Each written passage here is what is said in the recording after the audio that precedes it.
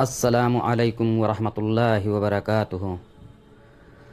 جب حضرت ابراہیم علیہ السلام نے نمرود کو پیغام حق سنایا تو وہ آپے سے کیوں باہر ہو گیا اور کیوں اتنا غضبناک ہوا کہ حضرت ابراہیم علیہ السلام کو دہکتی آگ میں جلانے کا فیصلہ کیا؟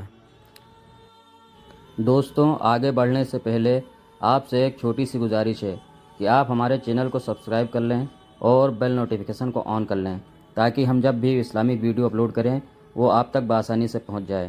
تو چلیے دوستوں، آگے ویڈیو شروع کرتے ہیں۔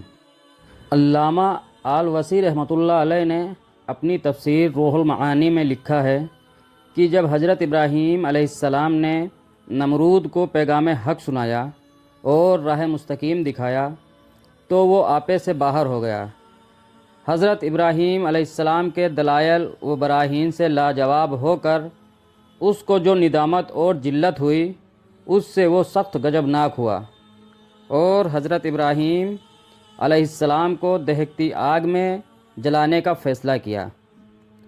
لہٰذا اس کام کے لیے ایک وسیع و عریض جگہ مخصوص کی گئی اور اس میں مسلسل کئی روز تک آگ دہکائی گئی، جس کے شعلے آسمان سے باتیں کرتے اور اس کے اثر سے کرب و زوار کی اشیاء تک جھلسنے لگی۔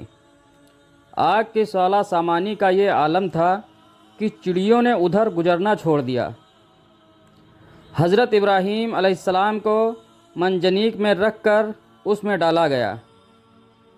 کہتے ہیں اس وقت ایک بلبل دور دراز ایک چشمہ سے اپنی چونچ میں پانی کا ایک قطرہ لے کر آتی اور اوپر اڑتی ہوئی آگ پر وہ قطرہ گراتی تاکہ آگ بجھ جائے۔ کسی پرندے نے پوچھا، اے بلبل، بھلا تمہاری اس کوشش سے کبھی آگ بجھ سکتی ہے کیا؟ تو بلبل نے بڑا خوبصورت جواب دیا کہ میری اس حقیر کوشش سے آگ بجھے یا نہ بجھے، میں فقط دوستی کا حق ادا کر رہی ہوں۔ اس وقت حق تعالیٰ نے آگ کو حکم دیا کہ وہ ابراہیم علیہ السلام پر اپنی سوزش کا اثر نہ کرے اور ناری عناصر کا مجموعہ ہوتے ہوئے بھی میرے نبی کے حق میں سلامتی کے ساتھ سرد پڑ جائے۔ آگ اسی وقت حضرت ابراہیم علیہ السلام کے حق میں برد و سلام بن گئی اور دشمن ان کو کسی قسم کا کوئی نقصان نہ پہنچا سکا۔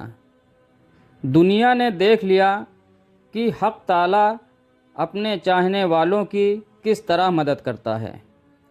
چنانچہ حضرت ابراہیم دہکتی آگ میں سالم و محفوظ رہے اور دشمن کے نرغے سے بچ نکلے۔ کسی نے سچ ہی کہا ہے، دشمن اگر قوی ہے نگہبان قوی ترست، یعنی دشمن اگر قوی ہے تو نگہبان اس سے بھی زیادہ قوی ہے۔ اس واقعہ سے پتہ چلتا ہے کہ جو لوگ باطل کی طاغوتی طاقتوں کے بمقابل استقامت کا پہاڑ بن جاتے ہیں، حق تعالیٰ کی طرف سے ان کی غیبی امداد کی جاتی ہے۔ جزاکم اللہ خیر۔